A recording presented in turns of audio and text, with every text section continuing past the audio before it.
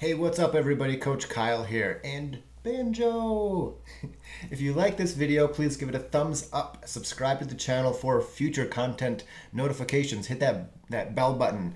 Look back at old videos, there's a bunch of them. If you find any topics that are especially helpful or interesting, please share that video. It's very helpful for the channel.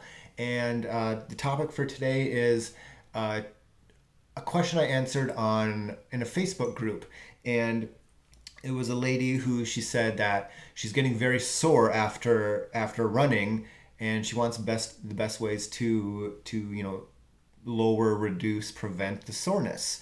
And all these comments, they're like, here, have like ginger, turmeric tea, and this food and chia pudding and blah blah blah blah blah. But I didn't see anybody bring up how hard she was running. Soreness should rarely be felt, like delayed onset muscle soreness, which is caused by primarily micro tears in the muscles, and these come on the day after generally, and they last a couple days typically. And she was asking like how to prevent or reduce this, and everybody was saying like foam rolling and massage and etc. But it's like all of they're all extraneous. They're all outside the body, outside you, and they help, but minimally.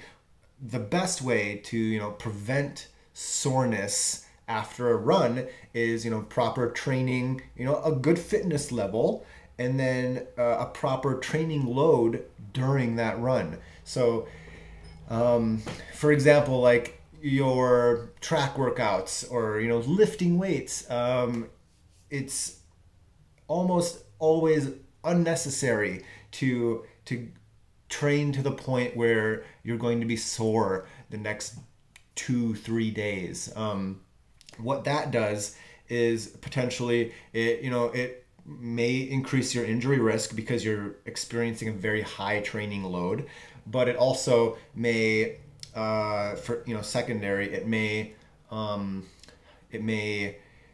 do I say, you're not going to be able to train as consistently and frequently because you're sore. So you're going to have to run less or of lower quality the next 3-4 days, potentially, because the training load from this session was so high.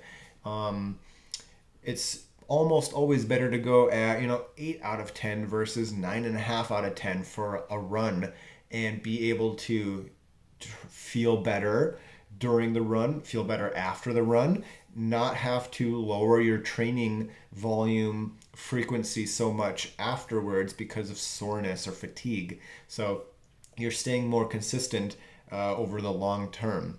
And a lot of this just has to do with how hard and how long you're running. So I asked this lady, what's the effort of these? I think she said all runs make her sore. Because I asked like, what kind of workouts, runs are we talking about? And she said she's just going out and running, 5K multiple times a week, roughly, and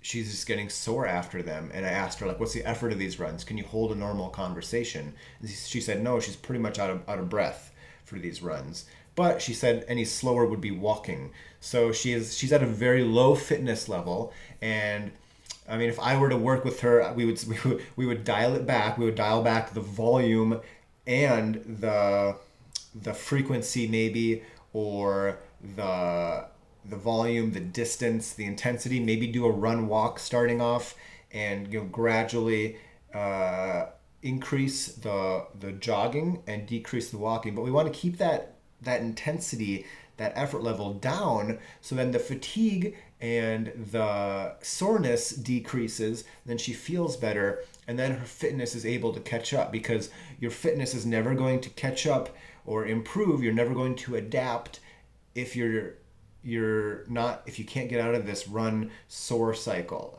You're just building up cumulative fatigue, and you're potentially lacking that recovery, that adaptation that is just as important as the actual training itself.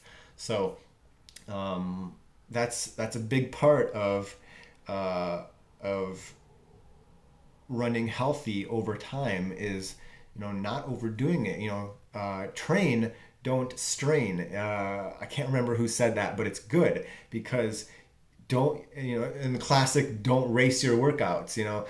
Save your real hard efforts for race day, and all those cliche run sayings are true. Go at 80% instead of 95% for your workouts, and you're just going to feel better. You're going to run better. You're going to have a lower injury risk, and you're going to just run more successfully over time. So that's my thoughts. That's what I would do with an individual in this situation. Any comments, questions, drop them below. If you need some coaching, some guidance, some accountability, some motivation, some injury reduction, get a hold of me and we'll talk coaching. And as always, you keep running, I'll keep coaching.